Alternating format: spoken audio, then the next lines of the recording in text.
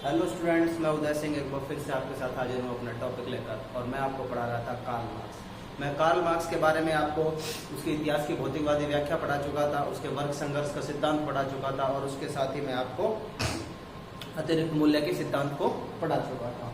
ठीक है, एक बार फिर से और थोड़ा सा हम जान लेते हैं। हमने कार्ल मार्क्स के वर्ग संघर्ष के सिद्धांत को पढ़ लिया है,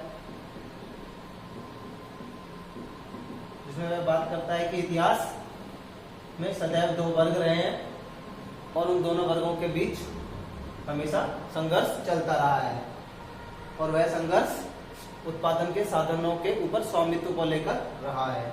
और एक सिद्धांत पढ़ा था हमने अतिरिक्त मूल्य का, जिसमें मार्क्स ने यह बताया है कि अतिरिक्त मूल्य और कुछ नहीं, सिर्फ प्रॉफिट है। पूंजीपति वर्ग जिसको प्रॉफिट कहते हैं, उसे कार्ल मार्क्स क्या कहता है? अतिरिक्त मूल्य कहता है। वह कहता है कि जिसे पूंजीपति प्रॉफिट समझकर अपनी जेब में रख लेता है वो और कुछ नहीं, अतिरिक्त मूल्य है। और अतिरिक्त मूल्य पर मजदूर का अधिकार है। क्योंकि यह मजदूर को नहीं मिलता है, पूंजीपति अपनी जेब में रख लेता है, इसलिए यह शोषण है मजदूर का। इसलिए वह इस पूंजीवादी व्यवस्था को ही समाप्त कर देना चाहता है, क्योंकि अतिरिक्त मूल्य पूंजीवादी व्यवस्था में ही क्या कहलाता है? प्रॉफिट। लेकिन वह मानता है कि ये प्रॉफिट नहीं है, यह अतिरिक्त मूल्य है, और अतिरिक्त मूल्य पर श्रमिक का अधिकार होता है। और श्रमिक का अधिकार तब तक नहीं होगा जब तक पूंजीवादी व्यवस्था कायम है, इसलिए वह उसको डिस्ट्रॉय करना चाहता है। तीसरा मैंने बताया था आपको इतिहास की आर्थिक व्याख्या या भौतिकवादी व्याख्या या आर्थिक नियतिवाद, ये सिद्धांत कराया था मैंने इसमें। और मैंने इसमें आपको बताया था कि इतिहास को कार्ल मार्क्स ने 6 कालखंडों में बांटा है, और हर कालखंड में वह उसकी अलग अलग विशेषता बताता है। और वह बताता है कि हर कालखंड में उत्पादन के साधनों पर किसका स्वामित्व होगा। उत्पादन के साधन मतलब हर समाज में या हर युग में अलग अलग रहे हैं। जैसे कि सामंती युग में भूमि रही है, उसमें साम्यवादी अवस्था में, जो कि आदिम साम्यवादी अवस्था थी, उसमें मछली, तालाब, पेड़ पौधे, पत्थर, ये सब उत्पादन के साधन रहे हैं। और जो दास युग है उसमें मालिक और दास का जो वर्ग होता है उनके बीच संघर्ष चल रहा होता है। और जो नेक्स्ट जो पूंजीवादी जो व्यवस्था आती है उसमें उत्पादन के साधन अपने फैक्ट्रियां, कंपनियां, ये सब होते हैं, और मजदूर और मालिकों के बीच में इसमें भी संघर्ष की स्थिति देखने को मिलती है। और वह 5वीं और 6वीं अवस्था में अपना क्या नाम है, मजदूरों का जो क्रांति है, जिसे हम सर्वहारा की क्रांति कहते हैं, उसका वर्णन करता है 5वीं स्टेज में। और 6वीं स्टेज में वह साम्यवादी शासन व्यवस्था की घोषणा करता है, और वो कहता है कि यह बेस्ट शासन व्यवस्था होगी, साम्यवादी शासन व्यवस्था जब आ जाएगी। तो वह ये 3 मैंने आपको करा दिए हैं। और उसमें मैंने आपको बताया है कि वह पूंजीवाद को खत्म करके साम्यवाद की व्यवस्था लागू करना चाहता है। क्योंकि पूंजीवाद में एक वर्ग का शोषण होता है, और वो कौन सा वर्ग है? मजदूरों का वर्ग है। वह कहता है कि साम्यवादी जब शासन लागू होगा तब उसमें किसी का शोषण नहीं होगा। क्यों? क्योंकि उसमें कोई वर्ग ही नहीं होगा, सब लोग मजदूर होंगे और कोई मालिक नहीं होगा। तो उसमें कोई वर्ग भी नहीं होगा, वर्ग विभेद भी नहीं होगा, इसलिए उसमें शोषण भी नहीं होगा, और राज्य का भी अंत हो जाएगा। साम्यवादी अवस्था में राज्य का भी अंत हो जाएगा। राज्य का अंत क्यों हो जाएगा? वो कहता है स्वतः हो जाएगा। वो कहता है स्वतः कैसे हो जाएगा? वो कहता है कि जो राज्य है, स्टेट यानी कि राज्य, वो कहता है राज्य का जो निर्माण करा है, यानी कि राज्य को जिसने बनाया है, वो बनाने वाला वर्ग कौन सा है? वो बनाने वाला वर्ग है मालिक वर्ग। दास वर्गों पर कंट्रोल करने के लिए दासों की संख्या ज्यादा थी, मालिकों की संख्या कम थी। मालिकों को डर लग रहा था कि दास कभी उग्र क्रांति ना कर दे और हमें डिस्ट्रॉय ना कर दे, इसलिए मालिकों ने जेल, कानून, प्रशासन आदि राज्य की जितने भी ये अंग है, इन सबको इजाद किया, इन सबको बनाया, यानी कि राज्य का एक प्रकार से इन सबको बना के राज्य का निर्माण किया। और वह दासों को जेल में डालने का कानून का द्वारा और प्रशासन के द्वारा जेल में डालने और कानूनों का उल्लंघन करने पर इसके आधार पर दबाते रहे, डराते रहे। ठीक है, कुल मिलाकर मालिकों ने ये शोषण के लिए, दासों के शोषण के लिए राज्य को बनाया और राज्य मालिकों के शोषण का एक यंत्र बन गया। अब चूंकि साम्यवादी अवस्था में मालिक जैसा जो वर्ग है पूंजीपति वो रहेगा ही नहीं साम्यवादी अवस्था में, और सिर्फ सब लोग बराबर होंगे, सब लोग क्या मजदूर होंगे, तो राज्य की कोई आवश्यकता रहेगी नहीं। क्यों? राज्य किसके हितों का संवर्धन करता था? पूंजीवादी जो लोग थे, मालिक जो लोग थे, उस वाले वर्ग का। जब वो वर्ग ही नहीं रहेगा तो राज्य अपने आप ही लुप्त हो जाएगा। ठीक है, ये मैंने अब आपको थोड़ा सा बैकग्राउंड बता दिया है इसका। आज मैं आपको पढ़ाने वाला हूं कार्ल मार्क्स के द्वंद्वात्मक भौतिकवाद की व्याख्या। वो कहता है कि इतिहास में जो 6 स्टेजेस हैं, जो इतिहास में जो परिवर्तन हुए हैं इतिहास के युग में, बोला वो कैसे हुए हैं, इसको हम समझ सकते हैं क्या? समाज के प्रगति के रूप में, समाज की प्रगति के रूप में। वो ये भी कहता है कि इतिहास के जो 6 युग हैं, उन 6 युगों में एक विशेषता ये है कि हर युग यानी कि प्रत्येक युग अपने पुराने वाले युग से बेटर था। यानी कि जो आदिम साम्यवादी जो युग था उससे बेटर दास युग था, और दास युग से बेटर सामंती युग था, और सामंती युग से बेटर पूंजीवादी युग था, और पूंजीवादी युग से बेटर साम्यवादी वर्ग की क्रांति होगी, सर्वहारा वर्ग की क्रांति होगी, वो वाला युग। और उसके बाद जो छठा युग होगा, जो साम्यवादी होगा, वो वाला युग सबसे बेहतर होगा। कह रहे हैं कि हम प्रगति कर रहे हैं, इतिहास से लेके अब तक प्रगति कर रहे हैं, समाज हमारा प्रगति कर रहा है, और हर स्टेज पिछली स्टेज से बेहतर है। और वो कहता है कि ये जो परिवर्तन ये होता है, ये किस तरीके से होता है, इतिहास का ये परिवर्तन है, ये किस तरीके से होता है? क्या सीधा हो जाता है? कहता नहीं, सीधा नहीं होता, एक टेढ़े मेढ़े रास्ते से होता है, एक द्वंद्वात्मक पद्धति से होता है। किससे होता है? एक द्वंद्वात्मक पद्धति से होता है। इस पद्धति को, द्वंद्वात्मक पद्धति को सबसे पहले हेगल ने दिया था। हेगल एक जर्मन विचारक है, उन्होंने इस पद्धति का इजाद किया था, और उन्होंने कहा था कि इतिहास का जो विकास की, जो समाज की जो विकास की जो रेखा है, वो सीधी सपाट नहीं है, टेढ़ी मेढ़ी है। कहता है कि टेढ़े मेढ़े रास्तों से इतिहास का विकास हुआ है। वो कहता है कैसे? बोला ये देखो ऐसे इतिहास। वो कहता है कि मान लीजिए सबसे पहले कोई हमारे सामने कोई इश्यू सामने आता है, कोई बात सामने आती है, जिसे हम क्या नाम दे देते हैं? वाद। हमारे सामने सबसे पहले कोई विचार आता है, क्या विचार, जिसे हमने वाद का नाम दिया है। अब क्या होता है कि इस विचार को कुछ लोग मानते हैं, और कालांतर में कुछ दिनों के बाद, कुछ सालों के बाद इसके विरोध में एक दूसरा वाद खड़ा हो जाता है, जिसे हम विवाद या प्रतिवाद कहते हैं। इसका सही नाम है प्रतिवाद। ठीक है, तो वाद के सामने एक और शब्द आ जाता है प्रतिवाद, जो कि वाद का विरोध करता है। प्रतिवाद क्या? वाद का विरोध करता है। या जो लोग वाद मतलब जो लोग इस विचार से, वाद के विचार से संतुष्ट नहीं होते, वो विपरीत विचार ले आते हैं, जिसे प्रतिवाद का नाम देते हैं। और कुछ दिनों बाद कालांतर में वाद और प्रतिवाद के बीच क्या होती है?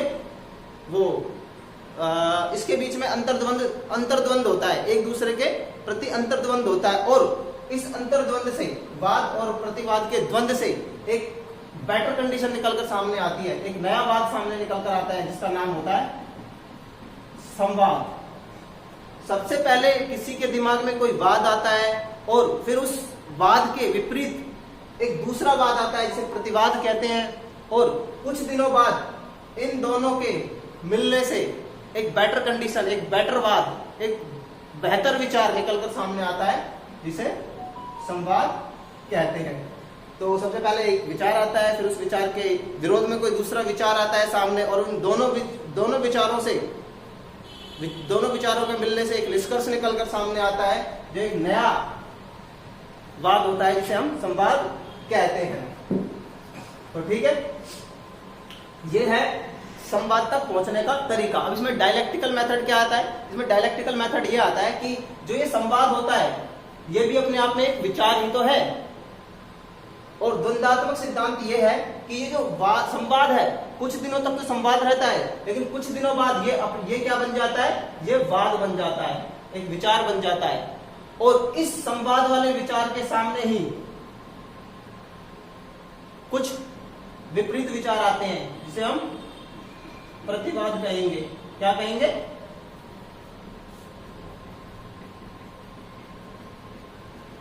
प्रतिवाद।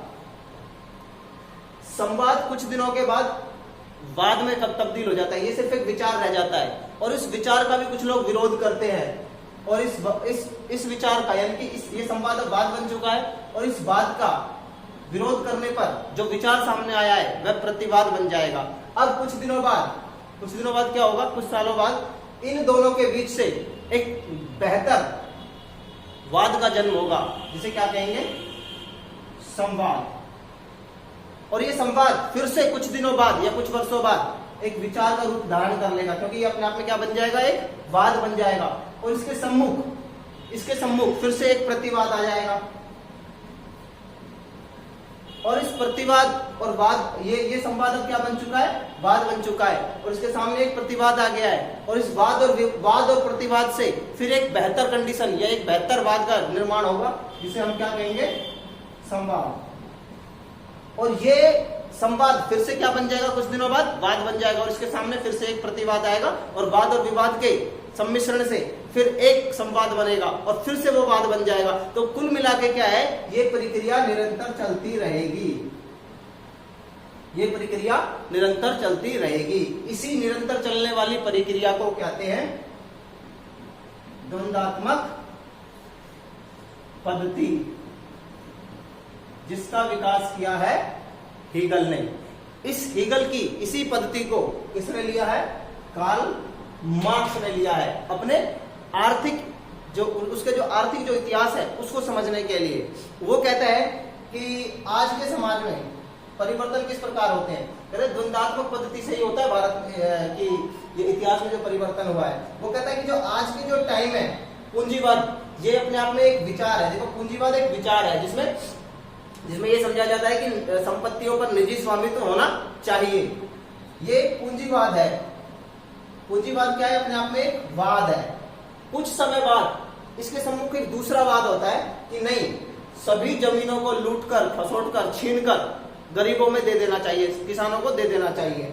वो कौन सा काल होगा, वो सर्वहारा का अधिनायकवाद होगा। अधिनायकवाद मतलब तानाशाही, सर्वहारा वर्ग मतलब मजदूर, वो मजदूर वर्ग की तानाशाही होगी। तो ये कौन सी स्टेज होगी, ये प्रतिवाद की स्टेज होगी। ये पूंजीवाद वाद की स्टेज होगी। प्रतिवाद की स्टेज होगी आपकी संक्रमणकालीन, जो सर्वहारा वर्ग का अधिनायकवाद है। और अब इन दोनों के मिलने से सर्वहारा वर्ग की क्रांति के जो विचार होंगे, ये सब कुछ लूट लो और गरीबों में बांट दो, मजदूरों में बांट दो, और इसमें कि भैया निजी संपत्ति मालिकों की रहने दो। इन सब से मिलकर, दोनों ही अतिवादी विचारधाराएं हैं। इन दोनों के अवगुणों को त्याग कर और इनमें जो गुण है उनसे एक नए विचार का जन्म होगा, जिसका नाम होगा संवाद, और जिसे हम जानेंगे साम्यवाद के नाम से।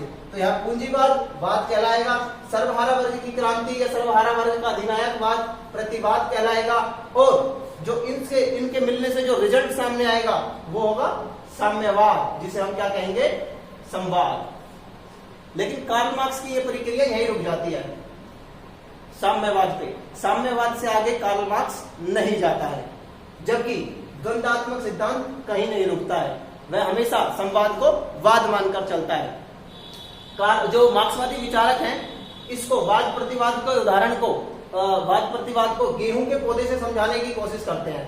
वो कहते हैं जो गेहूं का जो दाना है, गेहूं का जो दाना है, ये तो है वाद, ये जमीन में चला जाएगा, जमीन में चला जाएगा और पौधा बनकर सामने आएगा, तो ये क्या बन जाएगा, प्रतिवाद। अब इस पौधे से गेहूं प्राप्त होगा, गेहूं प्राप्त होगा, तो वो क्या है, संवाद। और कुछ दिनों बाद हम उसी गेहूं को जमीन में बो देंगे,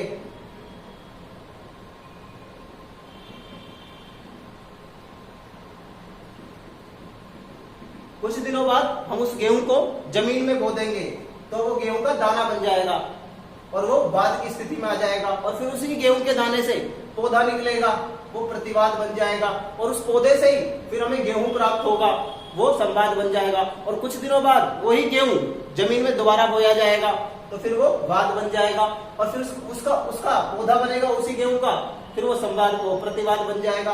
और फिर फाइनली उस पौधे से हमें गेहूं प्राप्त होगा, वो संवाद बन जाएगा, और फिर से गेहूं को हम जमीन में डाल देंगे। तो ये प्रक्रिया निरंतर चलती रहेगी।